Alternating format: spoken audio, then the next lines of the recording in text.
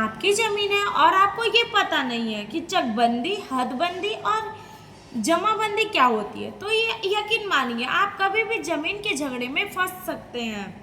Hello दोस्तों, मैं Shivangi law student हूँ और आप देख रहे हैं शिवांगी स्पीक्स, जहाँ हम बात करते हैं लॉ, लाइफ और कॉन्फिडेंस की।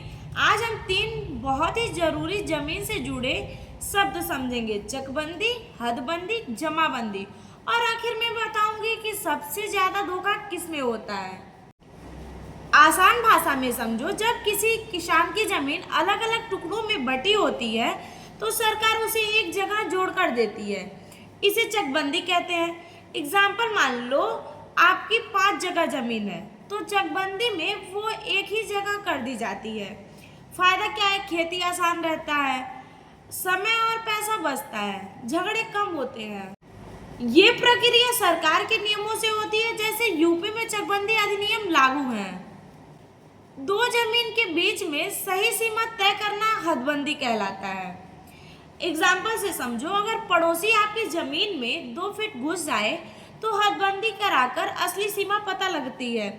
अब कैसे होती है? लेखपाल राजस्व अधिकारी माप करता है, नक्शा मैप के हिसाब से सीमा तय होती है। सबसे ज्यादा प्रॉब्लम यही होते हैं।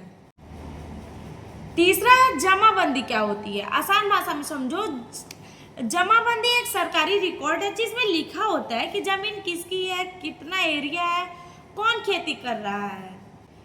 इसे ऐसे समझो, जमीन का पूरा हिसाब किताब जमाबंदी कहलाता है। इसमें क्या क्या होता है? मालिक का नाम, खसरा नंबर, फसल की जानकारी। जरूरी क्यों है? कोर्ट केस में सबसे बड़ा सबूत यही होता है।